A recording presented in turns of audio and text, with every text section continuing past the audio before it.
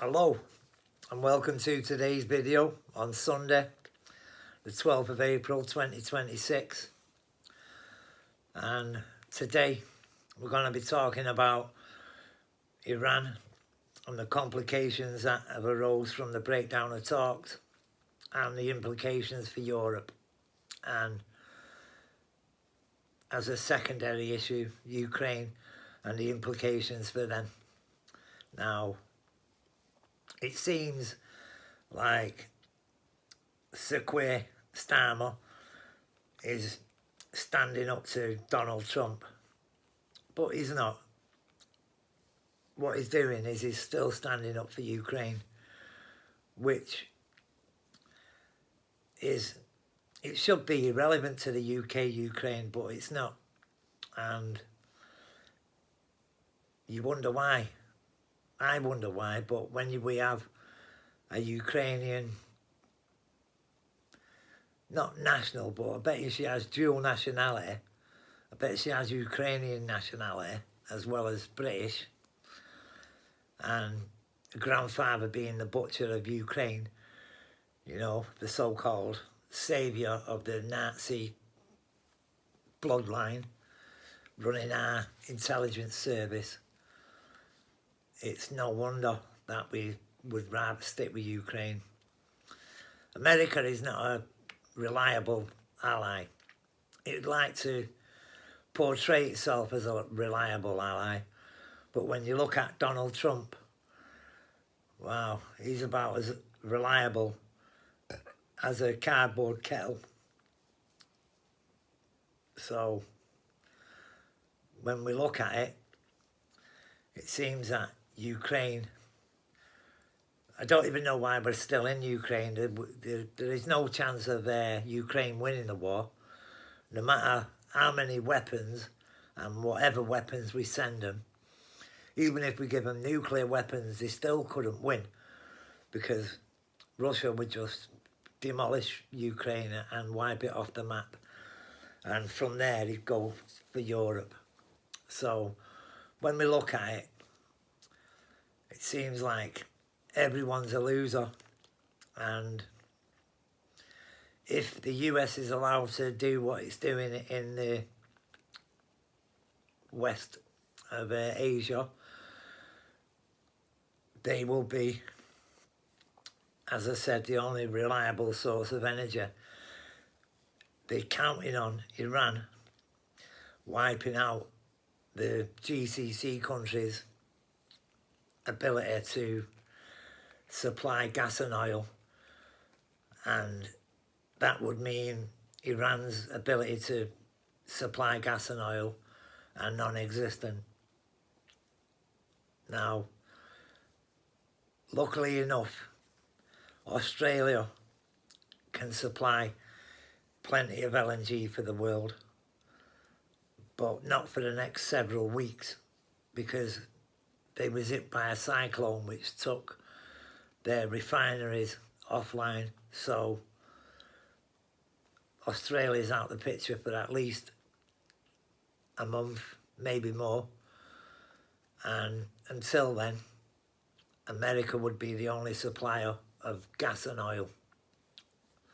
And this blockade is about stopping the rest of the globe receiving gas and oil from the Straits of Hormuz and the Persian Gulf, for the simple reason is it would commit piracy. It would interdict shipping in international waters, which is illegal, but where Donald Trump's concerned, the only thing that matters is his morality. International law doesn't count, and he's not bothered who he steps on to get there. Europe at the moment is in a joyous mood.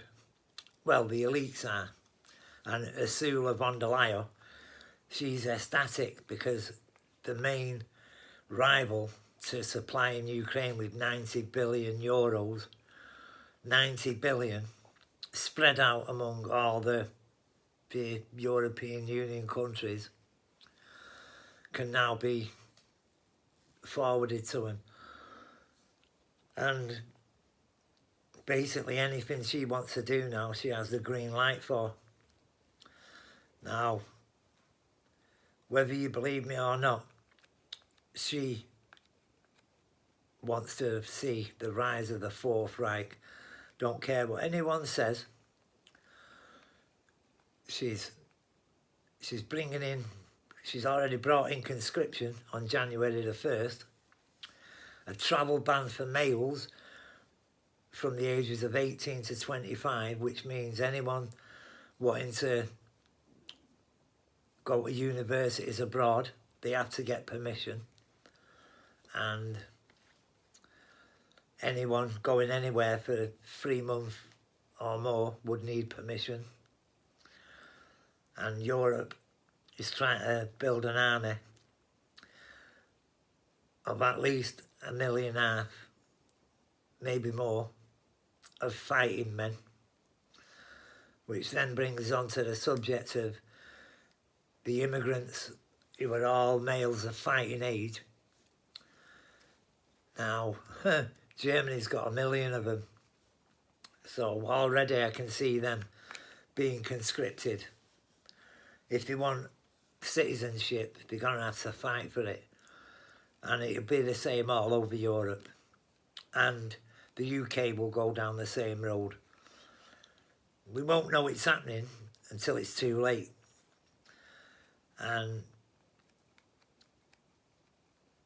once we go to war with Russia and Europe declares martial law, the UK will, which means we'll be stuck with the same politicians, the ones who've sold us out in the first place. We won't be able to get rid of, because Ukraine is the blueprint for what's going to happen all over Europe and the UK. And we all know that Zelensky Stein is just president in name only. His term ran out nearly 2 years ago, and all he does is declare martial law every 3 months, and that keeps him in power. And then not just him, but everyone who surrounds him. It also keeps the MPs in Parliament, so they're living large, so to speak, earning money hand over fist.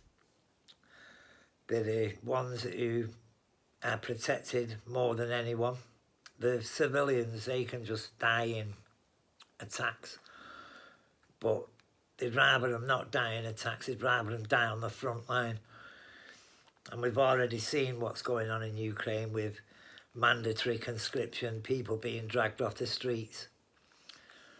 I don't think the Nazis were that bad, but again, these are neo-Nazis. That's the worst kind of Nazi.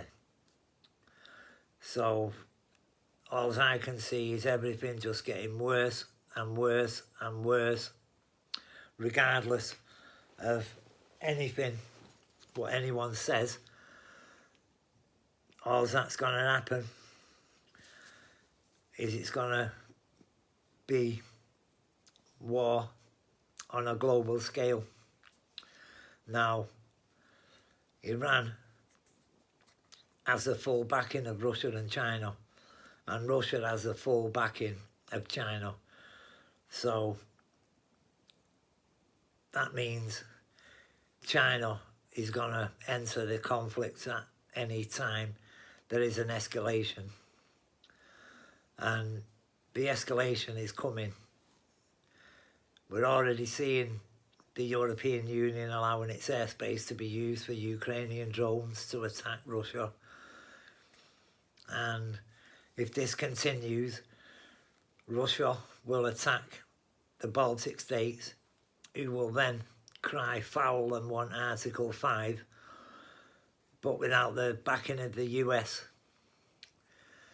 that will go nowhere, which is why Europe are walking along a tightrope by denying Donald Trump his victory, especially where NATO is concerned.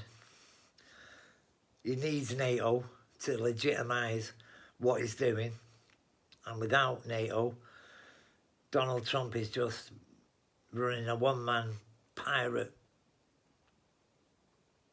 company, because for him to interdict ships on the high seas, that is piracy. And what will happen when he interdicts Chinese ships or Indian ships or Pakistani ships? What will they do? Hey, it has you wondering, doesn't it? I can't see him just allowing Donald Trump to just take their tankers off the water. And again, that plays into the US's hands, because they're the only ones with a fleet of ships that can transport gas and oil. So you can see that Donald Trump's plan is coming to fruition bit by bit, and he doesn't care about the bit of a shock the US will get from the increase in gas and oil prices, because they are self-sufficient. So in reality, there shouldn't be any price shocks in the US. The price shocks are going to hit the rest of the globe, which pushes up American energy, and that's it. America is the #1 hegemon. It's realised it doesn't have to contain China in the South China Sea. It can contain it by cutting off its energy supply. And it's done that with, first of all, taking Venezuela out of the equation. And now it's took the Middle East out of the equation. But what no one realises is that now that Syria's gone, Lebanon, Palestine, the biggest gas field in the area, called the Levant gas field, is just there for Israel to plunder. It's already done a $35 billion deal with Egypt. That's signed, sealed and delivered. The only thing that's not happened is the delivery of gas yet. But that gas field will supply not just North Africa, well, Egypt. I mean, why Egypt is using Israeli gas and not Libyan gas or Algerian gas and oil is beyond me.